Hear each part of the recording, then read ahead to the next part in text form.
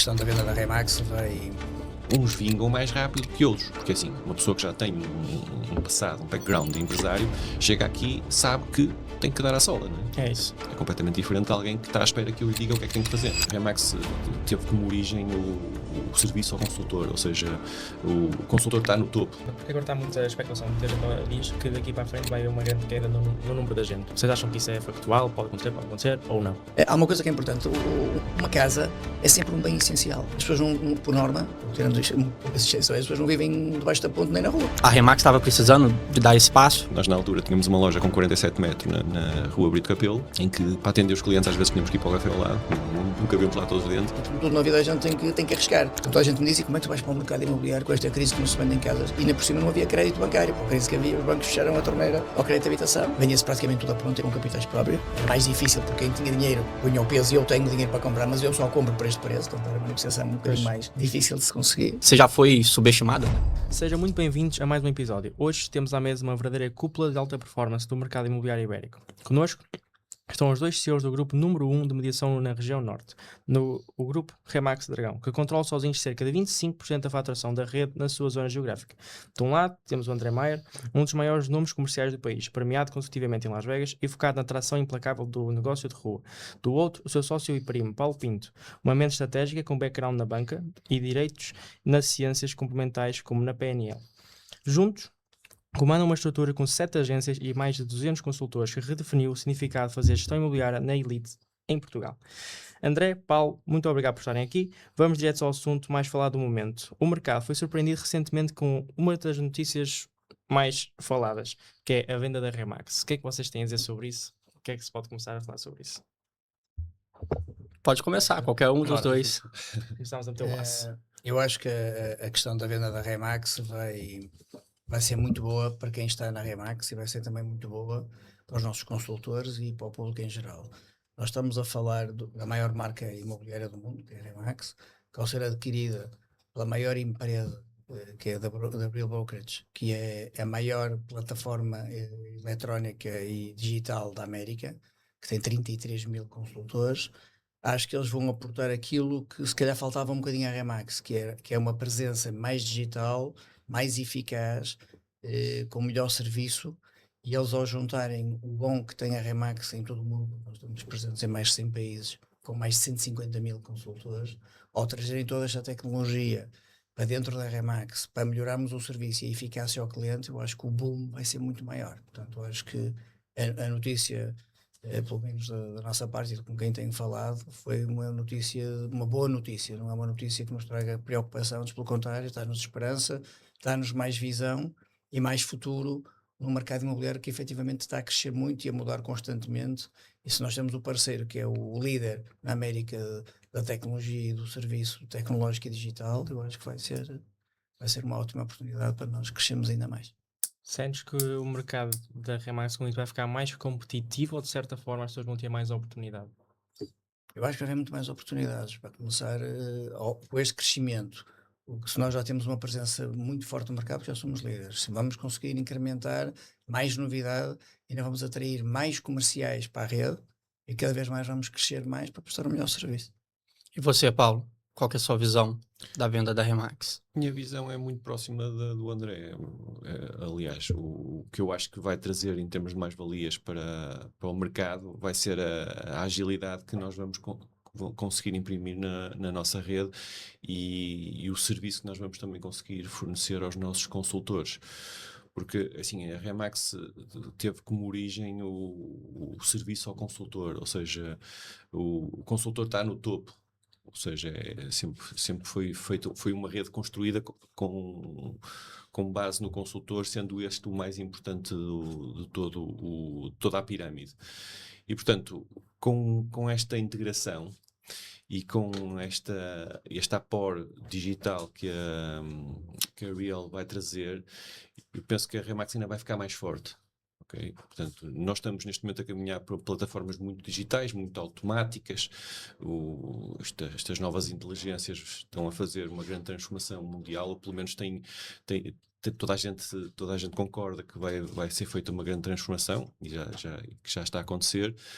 Pá, e a Remax está, de certa forma, a dar um passo antes que seja tarde. Ou seja, temos aqui um parceiro, temos aqui alguém que nos pode trazer valor, vamos nos juntar a eles, epá, e vamos fazer com que a nossa rede continue a crescer como vinha a crescer desde 1973, que é a data originária da Remax no mundo. É isso.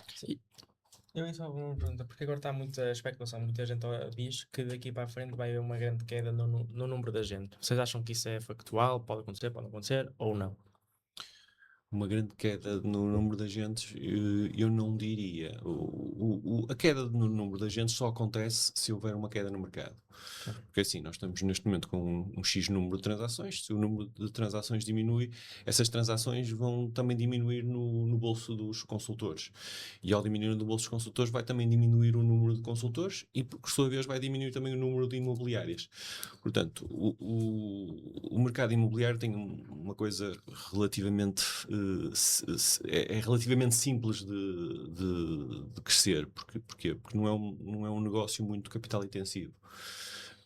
Arrenda-se um escritório, compra-se umas secretárias, uns computadores e abre-se uma imobiliária. Assim como é fácil abrir, também é fácil fechar. Se não houver negócio, as pessoas fecham. Portanto, o número de consultores, não vejo que haja razão para que isso aconteça. A não ser que efetivamente haja uma diminuição do número de vendas ou haja uma concentração das vendas nos melhores consultores. E essa é que é a grande aposta das grandes marcas. A Remax sempre foi conhecida como sendo a marca que maior número de produtividade dá aos seus consultores.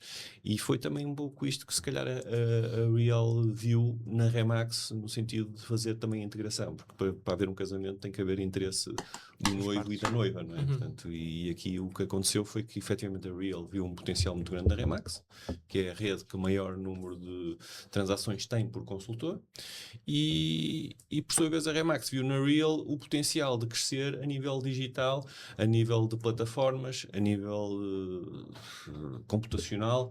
Portanto, há aqui um casamento que eu acho que vai gerar muito bons frutos. Vocês acreditam que a Remax estava precisando de dar esse passo para se tornar uma empresa mais tecnológica? Acho que nós já Foi um alívio para vocês? foi um bocadinho, porque nós já havíamos sentido que o mercado já estava a pedir outro tipo de situações, outro tipo de eficácia, outro tipo de serviço. Aliás, tínhamos falado sobre isso. Nós sabíamos que ia haver aqui mudanças. Não sabíamos, mas sabíamos, quer dizer, o mercado estava a mexer muito e se já havia alguma concentração de grandes players também do mercado, que também foram concentrados numa empresa que fez toda a aquisição do mesmo. Foi a Compass, portanto, isso, se não fosse essa, ia ser outra qualquer, isto ia ter que dar uma volta, porque a verdade é que a empresa já tem 50 anos e por muito que o David Liniga dure, que já tem 90 e tal anos, opa, chega uma altura em que é difícil conseguir ir sempre inovando, e nós sabíamos que era necessária essa mudança, e por isso é que eu digo que a notícia foi bem recebida, ainda por cima com um parceiro como o da Real. E é uma empresa jovem, né? A Real. Ela é de 2000 e... Ela tem 12 anos. Portanto, Tem ela 12 tem anos. 2014. E a Remax é de 1973, não é isso? Exatamente. Estás a perguntar, porque a história repete-se, né, como costuma dizer. E vocês já estão aqui há algum tempo, o que é que vocês... Já houve algum momento da história que vocês, assim, não houve esta compra da Remax, mas que esta transação existisse, ou seja, a evolução tecnológica, que se tenha repetido no passado? Ou seja, há algum momento que vocês já passaram que seja semelhar ao que está a acontecer agora? Não, eu acho que o mundo evolui muito, não é? O Paulo está aqui há mais tempo do que eu estou aqui há 17, ele já está há 25. Não, eu acho que o mercado foi evoluindo, mas nós sentíamos a evolução normal. De repente, quando tu tens esta parte toda da IA e os hábitos das pessoas começam a mudar muito, e toda a gente hoje em dia tem tudo ao instante de um clique. Eu costumo dizer, os telemóveis não são telefones, foram construídos como telefones, mas são pequenos computadores, tu fazes tudo o que tu queres, desde fotografias, filmagens, e-mails, transações bancárias, Jogos, fazes tudo. tudo. Ou seja, tu tens um mini computador na mão. Aliás, se calhar a gente fala menos e utiliza para tudo, menos do que falar ao telefone, curiosamente. Portanto, as coisas evoluíram tanto que o mercado depois tem que acompanhar um bocadinho todas estas gerações novas e toda a maneira como se fazem as buscas e como é que o mercado funciona. E isso tu tens que ir te adaptando. Nós percebemos que o mercado vai num caminho, mas também percebemos que temos que perceber quando é que conseguimos aportar cada vez mais serviço e novidade. O que as pessoas querem é situações novas que lhes facilitem a vida. Portanto, e hoje em dia isso já estava a acontecer e sentimos nitidamente que o mercado estava e ainda vai estar mais. Não é lá muito grande mudança e pronto, e que nós tínhamos que acompanhar a mudança. E como é que sentes está a ser a adaptação do grupo? A tudo o que é AIs, esta nova parte do foco nas redes sociais, como é que o grupo está a se adaptar? O grupo vai bebendo um bocadinho do mercado. Da mesma maneira vamos falando com várias pessoas que nos contactam com ideias novas que a gente analisa, faz sentido ou não na estratégia do grupo, na nossa estratégia, no timing que a gente está a passar. E vamos sempre tentando andar na crista da onda, percebendo o que é que se faz, como é que podemos melhorar sempre o nosso negócio para melhorar o negócio dos nossos agentes. Portanto, ou seja, o nosso interesse é que os nossos agentes sejam cada vez mais produtivos e que produzam mais e que ganhem mais dinheiro, porque isto tem que ser uma parceria win-win, quanto mais eles ganharem, nós também ganhamos. Por isso, andamos sempre a ver ferramentas em que lhes aporte know-how e que eles aportem serviço, eficácia e profissionalismo para eles também o passarem depois para os seus clientes. Como que é, o Paulo, alinhar as expectativas, desculpa, alinhar as expectativas de 200 pessoas, que é mais ou menos 200 pessoas que tem no grupo hoje em dia, né? Tem Sim. mais? Tem mais. Como é que é alinhar? Ora bem, as pessoas quando vêm trabalhar connosco vêm com um objetivo, vêm com um sonho. Algumas vêm com um sonho um bocadinho deturpado da realidade, acham que é chegar e vencer e que não é preciso pagar o preço. E outras vêm com ideias bem claras daquilo que é e estudam antes e esforçam-se e estão empenhadas. Portanto, o grande objetivo, o nosso grande objetivo é fazer com que as pessoas consigam concretizar os seus objetivos, os seus individuais. E, portanto, o nosso serviço também é esse, ou seja, é formar as pessoas que se juntam a nós. Nós temos uma academia, em que as pessoas entram e saem formadas. Portanto, o nosso grande objetivo é realmente que no final de toda esta formação as pessoas saiam com conhecimento técnico. E a partir daí, a pôr em prática esse conhecimento técnico, nós vamos aos pouquinhos formar especialistas, que é isso que o mercado pede. O mercado pede especialistas, não pede pessoas, pede alguém que perceba mais do mercado do que elas próprias sabem. E, portanto, é esse o nosso esforço diário, formar pessoas e dar ao mercado especialistas, porque é isso que o mercado pede. Depois disso, as pessoas ganhando a confiança do mercado e conseguindo que sejam essas pessoas as escolhidas para prestar o serviço de mediação que elas necessitam. A partir daí é pôr a máquina a funcionar e ir desenvolvendo um ponto ou outro que vá oleando a ferramenta de forma a que o consultor vá desenvolvendo a carreira ao longo do tempo. Nós temos pessoas connosco que já estão connosco há mais de 20 anos, portanto, o que prova que temos sido bem-sucedidos em vários casos, muitos mesmo. Pessoas que se juntam a nós e que fazem vida connosco e que estão perfeitamente alinhadas. Os seus objetivos estão alinhados com aquilo que era o seu objetivo à entrada e, portanto, fazem carreira connosco e são felizes connosco. Essencialmente isso. Tem uma estatística que o André fala constantemente, quanto tempo que a pessoa normalmente fica no imobiliário. Tem uma taxa da pessoa que trabalha no imobiliário que inicia, se ele passar disso, ele provavelmente vai Acho ter... que é sair no primeiro ano, assim. É o primeiro ano, Eu acho né? que o primeiro ano é a parte sempre mais crítica. As pessoas vêm para um meio que não conhecem, que não estão habituadas, portanto têm que se habituar ao mercado novo, não têm conhecimento, têm que se adaptar a um mundo que é um bocadinho diferente, que é específico da área imobiliária, têm que se adaptar à empresa, têm que se adaptar ao modelo que nós temos de trabalho, que também é específico, um bocadinho mais sui generis, e portanto tudo é novo, ou seja, quando tu entras numa empresa e é um mercado novo, uma empresa nova, tudo é novo, tens aquele período de adaptação até começares a faturar, e muitos deles vêm para aqui com alguma necessidade de faturar rápido. Portanto, se calhar o momento crítico é aguentar o primeiro ano, porque depois de aguentar o primeiro ano e começarem muitos deles entram aqui e começam a faturar mais rápido. Pronto, mas vamos dizer, se passar o primeiro ano e a pessoa estiver a faturar, normalmente a pessoa está lançada. Pronto, agora há pessoas que chegam aqui e que faturam numa semana, ou em 2 dias ou 3, há outras que demoram muito mais tempo. Portanto, isto depende um bocadinho depois do perfil da pessoa, do querer da pessoa e da ambição da pessoa. E do preço a pagar, como diz Alguém o vem Paulo, para o Grupo Dragão. é uma coisa importante. Alguém vem para o Grupo Dragão, o que é que vocês têm a oferecer a essa pessoa? Alguém chega aqui, olha, quero ir para o Grupo Dragão, o que é que eu vou receber com isso? Porquê o Grupo Dragão?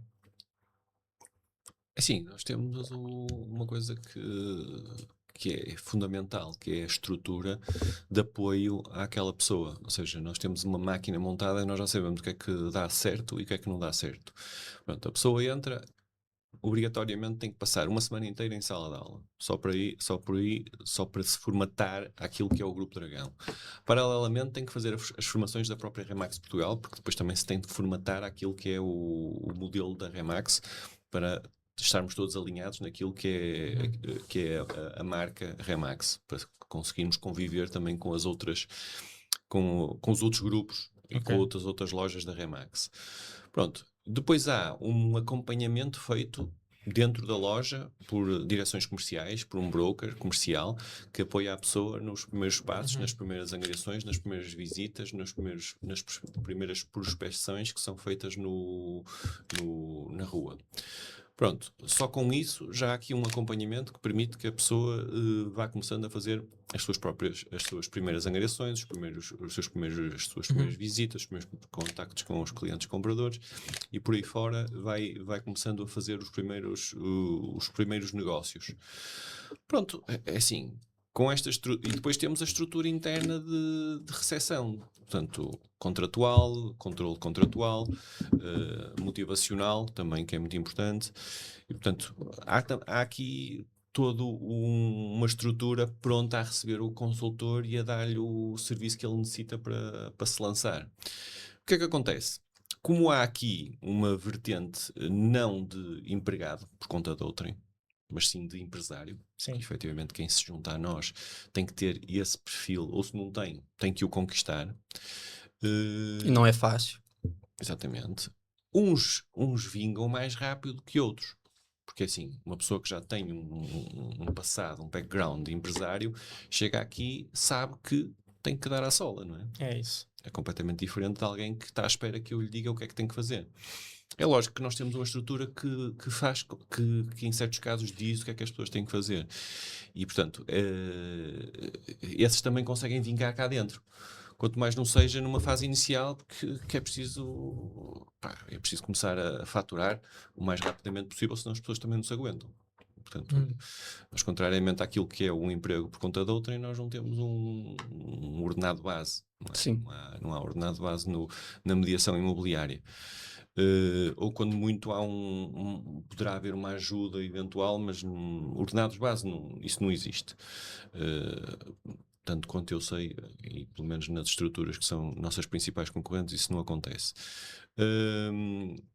Porquê? Porque é preferível não ter um ordenado base e ter uma estrutura comissional elevada, porque as pessoas com um perfil comercial é isso que gostam.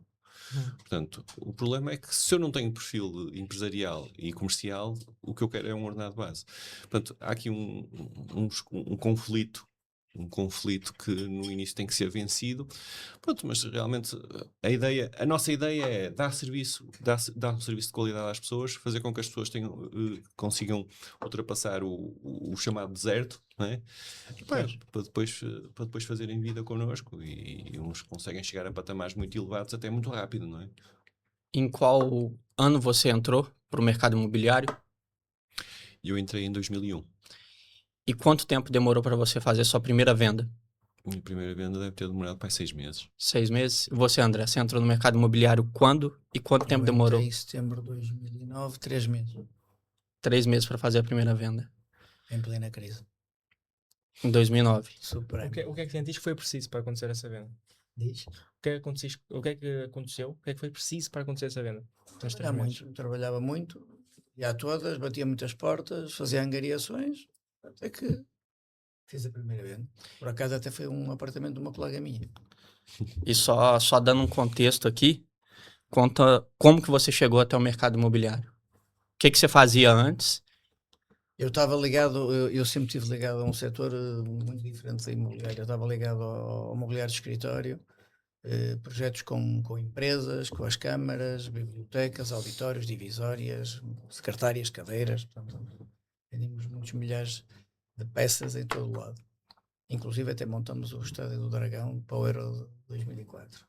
Portanto, estive nessa área há mais de 15 anos e pronto, e curiosamente vinha sempre falando com o Paulo tinha-me falado, só para por aqui um pequeno parênteses, o Paulo tinha-me convidado no ano 2000 se eu queria ser sócio dele na Remax. Eu na altura trabalhava na Fluxograma, era editor comercial cá em cima no Porto.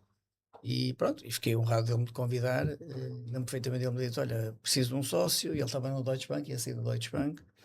E na altura perguntou-me se eu queria ser sócio dele, que era preciso na altura 7.500 contos, para nós estamos a falar em contos, que na altura era muito dinheiro, parecendo que não, mas era. Quanto? 7.500 contos, hoje eram 37.500 euros, mas há 20 anos isto era muito mais do que isso, eram para aí 100.000 euros, talvez, por aí. E na altura também não os tinha nascido o meu filho mais velho, o David. E disse: olha, Paulo, obrigado por me convidares. Opa, mas eu neste momento ia muitas vezes a Lisboa, tinha nascido o meu filho mais velho, nem estava pai com o radar ligado. Disse: olha, obrigado, mas nem dinheiro, nem radar, portanto, pronto, olha, obrigado. E pronto, e a vida ficou assim, eu segui a minha vida e ele arranjou outra sócia e seguiu e montou a Remax. Obrigado, não é o momento certo, mas decidiu Exatamente. ir na crise, entrar na crise Pronto, em 2009. Não, exatamente, pronto, e assim foi, e a vida continuou para a frente. Pronto, nós de vez em quando encontramos nas festas de família aquelas coisas normais: como é que está a tua vida, como é que não está a minha. Pronto, íamos sempre falando, a vida dele ia rolando, a minha também, graças a Deus. Pronto, até que depois quando começa a vir a crise de 2008, na altura tivemos 3 insolvências de 3 construtoras muito grandes e isso abanou muito a empresa. Para além de outras chatices, porque o mercado imobiliário de escritório era um mercado muito, um bocadinho complicado, as câmaras demoravam mais de 3 anos a pagar, portanto era tudo, o problema muitas vezes nem era vender, era cobrar, e eu cheguei a uma altura em que comecei a ficar saturado do mesmo e achei que tinha que mudar de ramo. Tinha muita concorrência, queria que eu fosse para lá trabalhar, mas eu queria mesmo mudar de vida e de ramo. E já conhecia um bocadinho a área imobiliária, e na altura uma das coisas que me atraía, sempre gostei de casas. Portanto, para mim achei que era muito interessante o mercado imobiliário, para além que sabia que era um mercado que se ganhavam, que trabalhando bem, que se ganhava muito dinheiro, porque o problema de quem é bom comercial, eu sempre fui um bom comercial nas empresas todas que passei, é que tu, por muito que trabalhes, chegas a um ponto que dali não passas. Tudo bem, ganhas os prémios anuais, ganhas os prémios mensais, chegas ali uma bitola, era sempre difícil passar a barreira dos 3.000 euros mensais, andava sempre por ali. E na imobiliária não, ou seja, tu na imobiliária podias sempre ganhar muito mais e tinha uma coisa para mim que era importante, que era o receber. Porque nós vendermos e depois temos as câmaras a pagar a 3 anos, temos as empresas a atrasar-se constantemente e tu tens que pagar IVAs ao final do mês e tens que pagar fornecedores e não sei o quê, portanto aquilo era uma dor de cabeça muito grande. E na imobiliária, por norma, nós recebemos a comissão. Normalmente, quando se faz o contrato de promessa, nós recebemos a nossa comissão. Se não for o caso acordado, vamos receber na escritura. Portanto, eu nunca ia ter problemas para receber. Portanto, o que eu queria era receber. Foi uma das coisas que me atraiu também para aqui. Foi exatamente isso. Pronto, e depois, na altura, o Paulo, de vez em quando, falava-me: olha, que tu devias ir para a Remax, que isto era bom para ti, tu és um bom comercial. Pronto, e quando chegou a altura de eu pensar na minha vida, eu decidi: eu quero experimentar como é que vai correr o ramo imobiliário. E fui falar com ele. Disse: olha, eu estou a pensar, tenho que mudar de vida. Lembro-me que a conversa que eu tive com ele foi em maio, mais ou menos, meados de maio. Também lhe disse, perguntei como é que funcionava, explicou-me. Nós explicamos aos nossos agentes como é que funciona o modelo Remax, o modelo comissional, tudo isso. E eu disse: sim, senhora.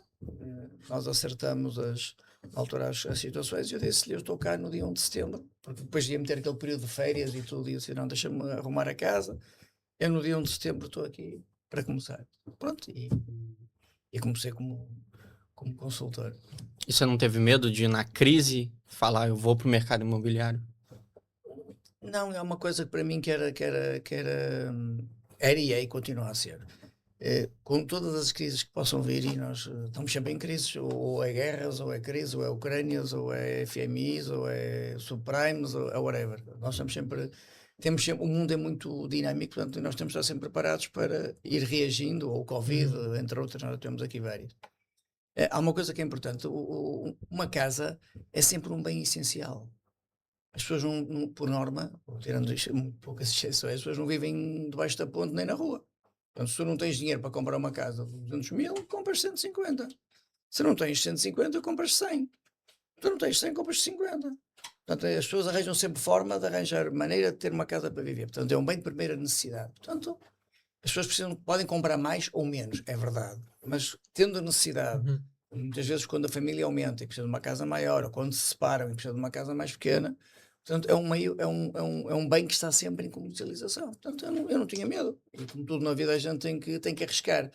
Não é? Portanto, a gente me disse: como é que tu vais para o mercado imobiliário com esta crise que não se vendem casas? E ainda por cima não havia crédito bancário, porque com a crise que havia, os bancos fecharam a torneira ao crédito de habitação. Vendia-se praticamente tudo a pronto e com capitais próprios. Era mais difícil porque quem tinha dinheiro punha o peso, e eu tenho dinheiro para comprar, mas eu só compro por este preço. Portanto, era uma negociação um bocadinho mais difícil de se conseguir. Mas eu acho que a gente na vida tem que ir atrás um bocadinho dos sonhos e tem que arriscar. Nós temos que sair da nossa zona de conforto, porque senão nós nunca vamos crescer. Nós nunca crescemos na zona de conforto. Nós só crescemos quando nos desafiamos. Portanto, para mim era um desafio difícil, porque lembro perfeitamente disto, eu tinha os meus 2 filhos no colégio, eu pagava 1000 euros pelos 2, tinha a minha ex-mulher desempregada, portanto, e quando eu dou o passo, com muitas dívidas que a empresa me devia dinheiro, de ir para a Remax, e se não fosse a ajuda dos meus pais, porque eu tive que ir, foi a primeira vez que eu pedi dinheiro. Qual que era a dívida que você tinha, André? A empresa devia mais de 30 e tal mil euros só em despesas e salários, porque eu já não recebia há 10 meses, quando a coisa começou a ficar mais difícil. Portanto, eu estava muito descapitalizado.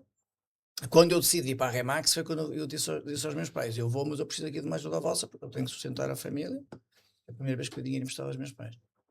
E os meus pais disseram: não tens problema, quanto é que tu precisas? Lembro perfeitamente disto. Olha, pai, preciso de 2.500 euros mês. Só no máximo 6 meses. Se ao fim de 6 meses eu não estiver a vender a casa e a montar o meu negócio, eu vou trabalhar para a concorrência, que a concorrência queria que eu fosse. E pagava muito bem para eu ir. Pronto, não veio para o mercado imobiliário, vou continuar noutro. E assim foi. E eu, ao fim, meus pais emprestaram-me dinheiro para aí 4 meses, não foi preciso mais. E depois, pronto, depois eu paguei, fui pagando. E a partir daí depois lancei-me e a vida, graças a Deus, depois correu bem. Mas às vezes é preciso arriscar e nunca há momentos ideais. O momento perfeito não existe. Quando é que há um momento ideal? Se vamos à procura do momento ideal, nunca mais mexemos o rabo. Okay? Portanto, é Covid, é guerra. É tudo. Portanto, E agora também estamos numa crise, provavelmente. Não é? Vamos sempre, não há sempre qualquer coisa que faz isso. Nós temos é que estar preparados e ter uma estrutura que se consiga muitas vezes adaptar aos momentos que o mercado e o mundo social vai tendo. Pronto, e se a gente tiver esta capacidade de ir gerindo e surfando a onda, como a gente for surfando a onda, a gente vai sempre mantendo o nosso negócio. Eu te ia perguntar agora em relação a esta crise de falta de produto, podemos chamar assim. Eu vi ontem uma notícia, não sei se estou correto no que eu estou a dizer, que baixou a taxa de juros de 50% para 45%. Foi uma coisa assim? Sim. Pronto. Com isso, o que vocês esperam que aconteça agora no mercado? E que mais outras medidas é que podemos esperar para ter esse mesmo fim? Vamos lá ver uma coisa. Nós estamos a falar de coisas diferentes. Nós, aliás, há falta de habitação e falta de casas. Tivemos uma medida do governo que ajuda os jovens, ainda bem, mas não ajuda a falta de casas. Porque se tu dás apoios aos jovens para comprar casas, não é? Com financiamentos a 100% e com isenções de IMT e etc., o que é que vai fazer? Vais fazer com que os jovens vão procurar mais casa. Se tu tens poucas casas, o que é que vais fazer? O que é que vai acontecer ao mercado? O mercado vai subir. É óbvio, não é? Se há menos produto e há mais procura, o mercado sobe. Entretanto, começou-se a meter muitos projetos. Nós continuamos a ter um problema muito grave que pouca gente fala, que é que os processos de licenciamento e as taxas camarárias que se pagam neste país são uma verdadeira loucura. Portanto, ninguém pode estar à espera de meter um projeto e esperar que o projeto demore 3 ou 4 anos para ser aprovado. Isto não faz sentido. Não faz sentido um proprietário ter um projeto com 6.000 metros quadrados acima do solo e pagar 1.200.000 euros de taxas à Câmara. Se nós queremos casas e ter casas para o mercado, como é que podemos pôr custos tão altos nas coisas? Então, se o problema começa de base, a mão de obra já está mais cara, os materiais já estão mais caros, tu metes mais taxas e impostos em cima, tu próprio já estás a pôr o patamar médio num nível extremamente elevado. Não é? Portanto, isto não facilita o mercado, nem a facilidade ao mercado habitacional. Portanto, nós temos de ter um bocadinho estas questões. Agora, voltando à tua questão da taxa de esforço baixar, vai fazer com que haja jovens que não vão conseguir, normalmente, se calhar com tanta facilidade, de adquirir o seu crédito de habitação para comprar a sua casa. Pronto, ou seja, vai restringir alguns. Pronto, vai. Mas com a falta de casas que a gente continua a ter neste momento, não vejo que seja isso que vai impactar que os preços possam vir a baixar. Aliás, porque eu não vejo nenhuma tendência para os preços baixarem. Vejo os preços agora a estagnar um bocadinho. Também acho que houve subidas demasiado rápidas e pouco consistentes, e que depois o mercado chega a uma altura não consegue absorver, e essas pessoas começam a perceber que isto não adianta pedir que se vende, porque chega a uma altura em que não se vende. Sim. E quando não se vende, tu vais ter que começar a ajustar Sim. para preços que o mercado depois volta a absorver. Portanto, isto é um bocadinho dentro desta. O que é que vai ter que acontecer, Paulo? Ora bem, essa situação que estavas a perguntar em relação à redução para os 45, o que vai acontecer é que vai deixar de haver produto para determinadas qualificações financeiras que existem. Porque há pessoas, as pessoas ganham o seu dinheiro, elas têm qualificação para comprar um determinado imóvel, dando origem a uma determinada taxa de esforço. Mas como os preços estão relativamente elevados e não há produto abaixo de um determinado valor, vai haver muita gente que tem viabilidade para construir, para comprar, por exemplo, um imóvel de 200 mil euros, mas não havendo imóveis de 200 mil euros no mercado, ele não vai conseguir comprar nada. Uhum. Ou seja, das duas uma, ou espera que eventualmente aconteça uma situação qualquer que o mercado baixe e nessa altura consegue comprar, ou então por isso simplesmente não consegue. Portanto, poderá ser criada aqui uma maior dificuldade para as pessoas conseguirem adquirir a sua casa. Essencialmente é isso. Porque o mercado dificilmente vai baixar, a não ser que haja efetivamente um incremento na oferta. À partida já se estão a fazer algumas medidas no sentido de incrementar a oferta, mas isso vai demorar muito tempo. Estamos a falar de um mercado que só se ajusta ao fim de 4, 5 anos, 6, por aí. Tu achas que alguma vez esta velocidade da Câmara vai alterar alguma vez? Eu falo por mim, porque todos os velocidade? projetos, esta falta de velocidade no caso da Câmara para responder aos projetos, para conseguir aprovar os projetos todos, depois passa por todos os órgãos, só depois reprova naquilo, volta para aquilo, para aquilo, e este tudo processos que demoram anos para às vezes fazer uma casa, né? Pois, Fará um prédio. Pronto, foram criadas burocracias ao longo dos anos que vão ser difíceis de desatar. Pois. Portanto, que isto desata-se uma burocracia, aparece outra para colmatar.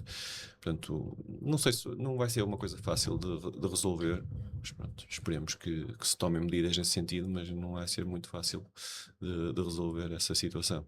Aliás, nós temos alguns construtores que querem construir no imediato e procuram projetos já aprovados com licença de construção emitida, porque efetivamente não se podem dar ao luxo de comprar o terreno, meter um projeto na Câmara, esperar, então ficam com as pessoas paradas. Achas que os terrenos com projeto vão valorizar muito com isto? O que é que vai Os terrenos com projetos já aprovados se vão valorizar muito por causa disto, deste atraso? Não, eu penso que nós neste momento estamos numa dinâmica. Portanto, os preços são os preços que são. Para baixar tem que haver efetivamente uma diminuição da procura ou um aumento da oferta. Portanto, o mercado é assim que funciona, não há aqui alterações àquilo que é a economia básica e, portanto, neste momento nós estamos com um déficit muito grande de habitação, pelo menos para o segmento mais médio-baixo, mesmo médio, e portanto até que isso se ajuste vai demorar muitos anos. Por acaso até tenho notado que faz-se muito luxo. Achas que é necessário fazer tanta casa de luxo? É o segmento que compensa ao construtor, ao promotor. Portanto, se ele consegue ir buscar a sua rentabilidade nesse segmento, nessas zonas, porque também tem a ver com zonas, portanto, é esse o segmento que move. Portanto, estamos a falar de empresários que procuram o lucro, como qualquer pessoa com alguma racionalidade vai procurar os projetos que lhe tragam a rentabilidade que ele procura. Se ele não consegue rentabilidade no segmento médio-baixo, não vai construir nesse segmento.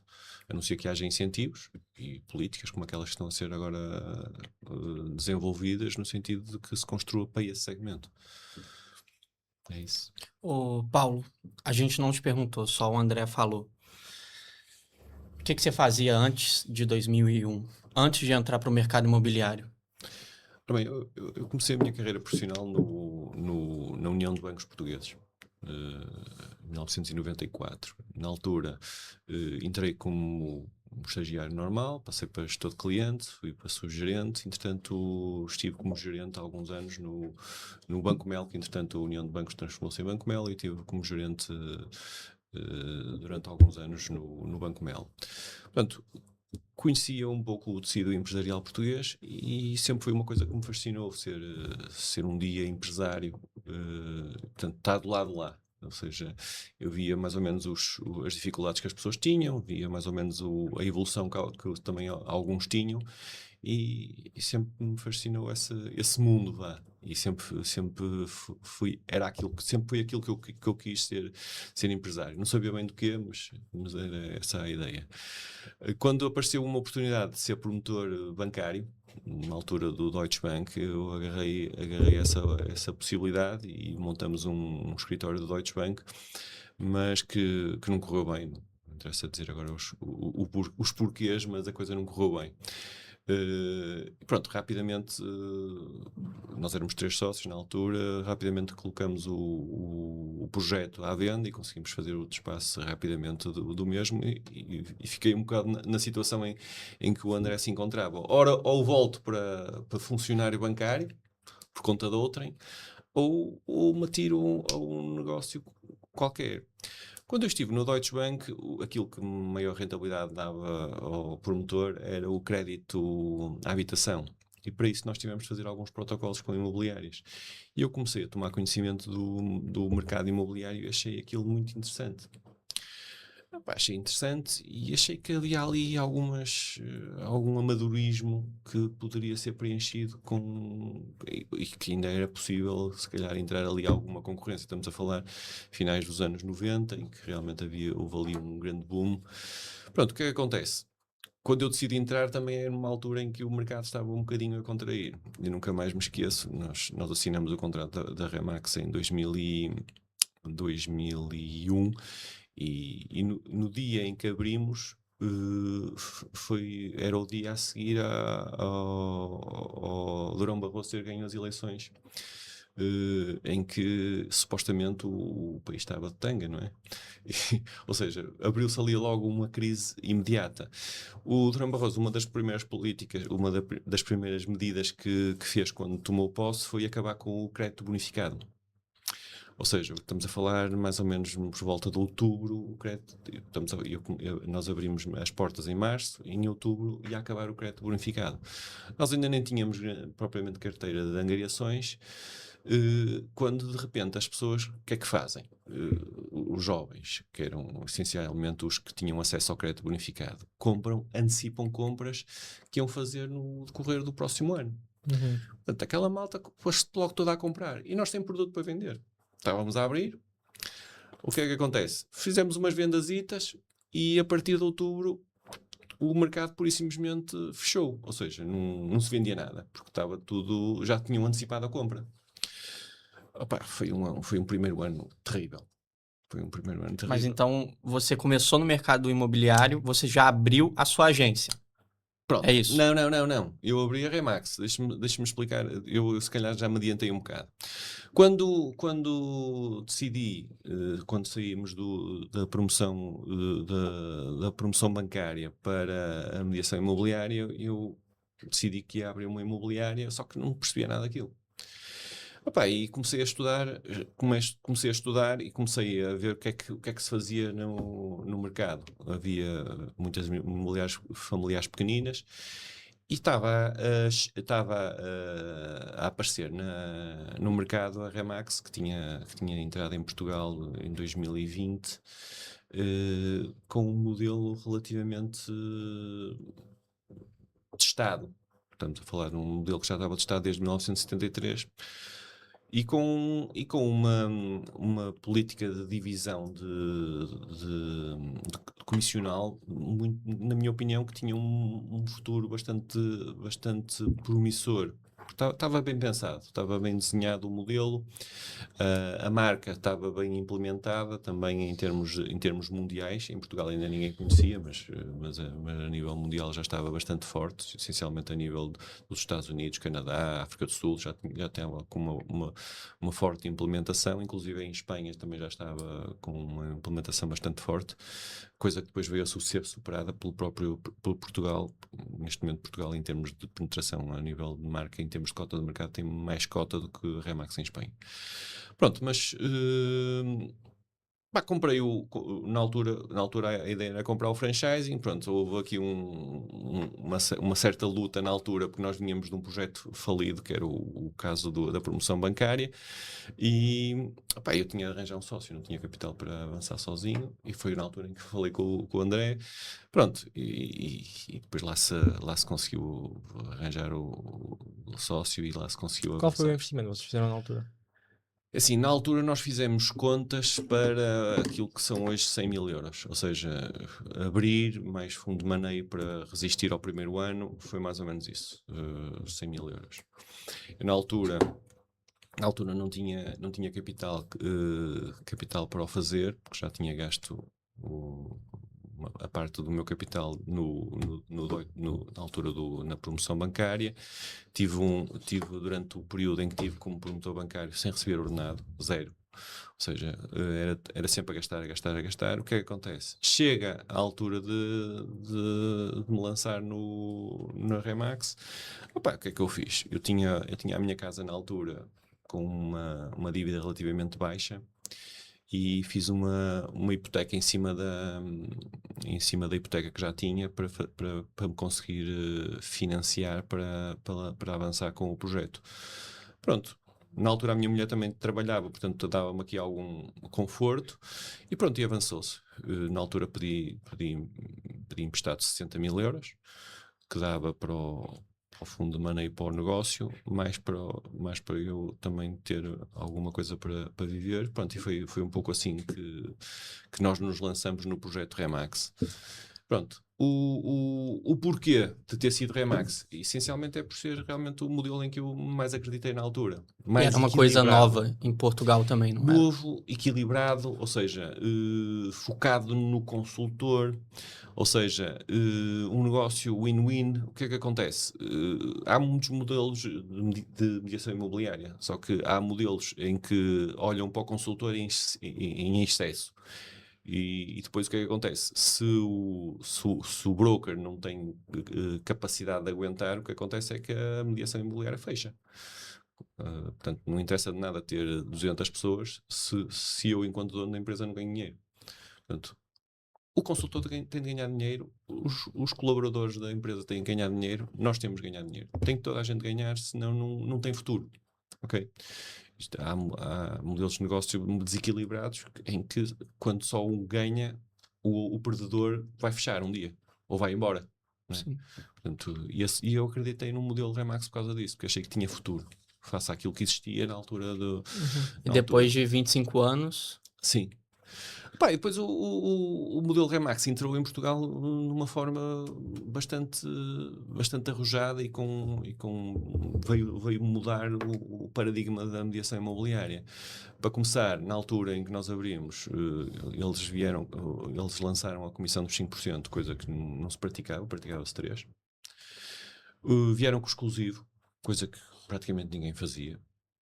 E, portanto, hoje praticamente todas as imobiliárias trabalham a 5%, e raras são aquelas que não querem trabalhar em exclusivo. Portanto, efetivamente, o paradigma da mediação imobiliária em Portugal mudou com a Remax. Portanto, a mediação imobiliária deve muito àquilo que é o modelo Remax, e que se foi lançado nessa altura, e custou bastante, porque as pessoas não conheciam a marca, e demorou o seu tempo a implementar, mas conseguiu-se. Quanto ao primeiro ano, que eu estava a contar a história do primeiro ano. O primeiro ano foi terrível, porque nós estamos em 2003, estamos a fechar o ano, e o dinheiro o dinheiro estava quase a acabar. Estava quase a acabar, mas nós nessa altura já tínhamos carteira de angariações. Bem, o gajo faz a carteira, pá, se nós conseguimos despachar aqui uma percentagem simpática destes imóveis que temos em carteira, nós vamos conseguir vingar. E assim foi. Nós na altura tínhamos uma loja com 47 metros na Rua Brito Capelo, em que para atender os clientes às vezes tínhamos que ir para o café ao lado, nunca vemos lá todos dentro, e mudamos na altura para uma loja com cerca de 180 metros, porque o negócio efetivamente vingou nesse momento. Pronto, e depois o resto é um pouco história. 25 anos depois, 7 lojas, mais de 200 consultores trabalhando. Essas lojas com sala de formação. Quantos metros quadrados tem a maior loja? Mas eu sei que 525. 525. Eu te ia perguntar como é que é o sentimento depois, né? Porque vocês arriscaram tudo praticamente, né? Tu endividaste com a tua própria família, puseste, não digo em risco, mas puseste em causa até a segurança financeira da tua própria família, que deve ser uma coisa que deve ter pesado muito na cabeça na altura. Tu igualmente, né? Tu puseste a tua casa em jogo, puseste também a tua segurança financeira. O que é? Eu queria, também estamos quase a acabar, a opinião de cada um, que muitas vezes as pessoas têm medo de arriscar, as pessoas têm medo de deixar as coisas de lado. O que é o risco? Eu acho que o sentimento é gratificante depois da gente ver o que passou, não é? O que eu acho é que nós temos que seguir os nossos sonhos e há certas frases que na vida mexem connosco. E às vezes quando a gente fala com pessoas, e eu já vi várias entrevistas, mas havia sempre uma coisa engraçada que era quando tu entrevistas alguém na fase final da sua vida e lhe perguntas do que é que ela se arrepende ou pudesse ser feito que se arrepende, aquilo que as pessoas dizem é: eu arrependo-me de não ter arriscado na altura em que devia ter arriscado ou ir atrás do meu sonho. Eu nunca se quis ser uma dessas pessoas. Portanto, eu prefiro arriscar. Se tiver que cair, levanto-me. Se tiver que ir fazer outra vez, faço.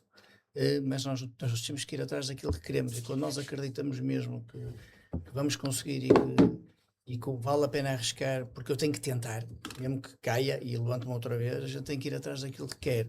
Claro que isso implica muitos sacrifícios, mas depois, se efetivamente as coisas resultarem da forma que nós acreditamos, acho que depois a gratificação também é muito grande. É um bocadinho, às vezes podes não conseguir, mas eu tentei. Sim. Eu prefiro sempre tentar do que não fazer. Você já foi subestimado, André? É normal, às vezes as pessoas subestimam-nos, ou nós às vezes também nos sabotamos a nós próprios, não é? Mas uma pessoa chegar e te subestimar, isso te dá energia? Não, ou você fica um pouco pensativo? Isto em Portugal é um bocadinho normal, porque em Portugal é um país em que as pessoas têm todas muita inveja umas das outras. Portanto, é muito normal que as pessoas subestimem porque se querem valorizar elas próprias. Nunca me preocupei muito com isso, preocupei-me com aquilo o que é que eu queria fazer e onde é que eu queria chegar. E aquilo que os outros dizem ou fazem nunca me preocupou muito. Para finalizar também... Eu queria ter a opinião do Paulo no Sim. assunto. Era essa questão, se o peso do arrependimento de não ter tentado, não ter chegado a um lado, se é muito maior do que o peso de ter falhado. Pronto. Assim, nós não arriscamos, não falhamos, mas também não tentamos, não chegamos a lado nenhum, não é? Portanto, eu acho que naquela altura nós temos sempre dois caminhos. Para onde é que eu vou? E assim, o caminho que eu segui, que nós seguimos, foi um caminho de arriscar e de ir para a frente, porque fomos para fazer aquilo que acreditávamos. Portanto, se eu também não acreditasse, não ia arriscar a maluco, não é? Nós sabíamos que ia ser difícil.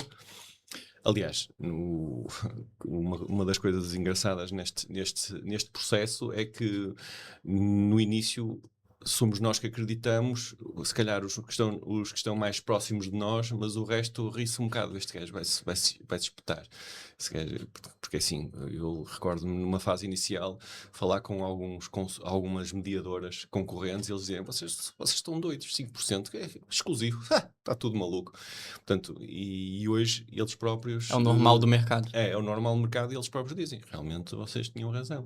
Portanto, mas na minha na primeira vez que eu fui a uma associação destas de mediação imobiliária e em conversa com colegas, eles riam-se do projeto e do processo, mas é assim, foi um projeto vencedor. Pá, e nós temos é de continuar com humildade para continuar a crescer, porque muitas vezes o que nos faz deixar de crescer é perder a humildade inicial. Pá, e olhar novos caminhos e estamos agora neste momento com este novo desafio de nos adaptarmos a uma nova realidade, que é aquela realidade que a inteligência artificial nos está a É uma trazer. nova era mesmo, né? Portanto, temos que ter a humildade de continuar e apostar na novidade e acreditar que... Posso-lhe só pedir uma última frase cada um? Uma frase só. Se fossem dar um conselho a alguém que, não digo só imobiliário, mas se alguém que queira tomar um risco ou prosperar na vida ou assim, qual é o conselho que tu darias? Segue o teu sonho e se des o lito por aquilo que acreditas, é muito provável que vais conseguir chegar onde queres. Tu? Faz tudo o que puderes para concretizares o teu sonho. Ô, Paulo, é porque eu perguntei pro André, eu vou ter que perguntar pra você também. Você já foi subestimado? Tem algum momento que te marcou? Que Já. alguém falou alguma coisa com você? Já Subestimado, você falou agora também sobre a questão dos 5%. Ah, é muito. Mas teve algum momento que te marcou de verdade? É assim, eu e o André, nós numa fase inicial, nós tínhamos que bater portas. E se há coisa difícil de fazer é bater portas, porque nós temos muita rejeição. Alguns atiram-nos o cão, outros mandam-nos aquela coisa. Portanto, e nós não tivemos a humildade de dizer assim, next, uma hora, vamos para o próximo. E opá, nós caímos um bocadinho naquela coisa. Você mesmo se auto-sabota também, né? É um bocado Será que isto. E, portanto, sou bom preciso nisso? é preciso ter Resiliência. uma capacidade e uma resiliência para aguentar a porrada e continuar. Portanto, isto é quase como alguém que compete na alta competição, opá, perde 20 vezes, mas tem que continuar a acreditar, senão não vai conseguir chegar a lado nenhum. Portanto, nesta profissão é um bocadinho assim também. Ou seja, vamos ter muita gente a nos subestimar, mas se nós acreditamos se temos efetivamente um sonho, temos que continuar a forçar. Temos que continuar a insistir. E pronto, quem insiste naquilo e quem insiste naquilo em que acredita, acho que dificilmente deixa de conseguir atingir o objetivo. É isso. É isso. Agradecer Obrigado a pelo presença vosso de vocês. Muito obrigado, Paulo e André. Obrigado pelo convite. Agora a gente vai distribuir umas prendas. presentes. Ô, Diogo, corta para do meio, por favor. Olha. Essa para você. Essa para você, Paulo. Muito obrigado. Uma recordação para vocês. E agora? Por isso. E vocês E falaram como tive um aceito preto. da t-shirt preta. A t-shirt preta. Pronto, tá aí. É da nossa marca. Pra vocês treinarem. Muito bem. Ok? Da próxima vez temos que vir com a t-shirt. Pro André ir no ginásio. Você treina também, Paulo? Eu treino, mas treino no ginásio em casa. Em casa mesmo? Nós temos lá um ginásio no prédio. E eu já tive treino em casa. Obrigadíssimo. Então, e se calhar esse pinguim aí te refere um bocado à vossa história, à vossa trajetória, né? Vocês conhecem a história desse pinguim que tá aí atrás? Não? A ideia do pinguim foi um pinguim sair do bando, procurou um caminho diferente, sozinho. E a ideia mesmo é essa, é procurar um caminho diferente do que as pessoas normalmente vão. Eu acho que é a National Geographic que tá fazendo um documentário e eles estão filmando um monte de pinguim juntos. Do nada, um pinguim sai do bando e começa a andar em direção às montanhas. Aí tem um narrador falando, but why? Por quê? Claro. Aí ele tá seguindo um caminho diferente e não adianta você buscar ele, que ele não vai voltar pro bando, ele vai continuar andando em direção às montanhas. Não estava propriamente conformado com o bando. Sim, sim. É isso. Então é isso. Obrigado. Ok. Obrigado. Obrigadíssimo. É isso. Obrigado. Obrigado.